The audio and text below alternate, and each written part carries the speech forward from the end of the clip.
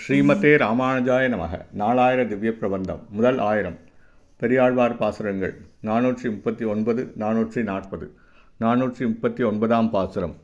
வெள்ளை வெள்ளத்தின் மேலொரு பாம்பை மெத்தையாக விரித்து அதன் மேலே கள்ள நித்திரை கொள்கின்ற மார்க்கம் காணலாங்கொலென்ற ஆசையினாலே உள்ளஞ்சோர உகுந்தெதிர் விம்மி உரோம கூபங்களாய் கண்ண நீர்கள் துள்ளம் சோர துயிலனை கொள்ளேன் சொல்லாய் யானுனை தத்துருமாறே.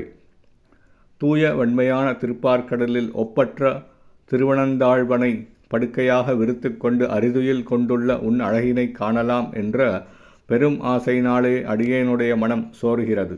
ஆயினும் என் மனதின் அனுபவத்தினாலே ஆனந்தத்தில் திளைத்து மயிர்கூச்செறிகிறேன்.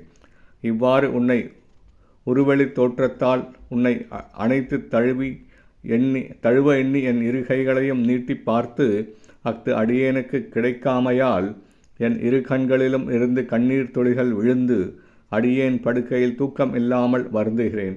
உன்னை நான் அடையும் வழியை நீயே எனக்கு அருள வேண்டும். 440ஆம் பாசுரம்.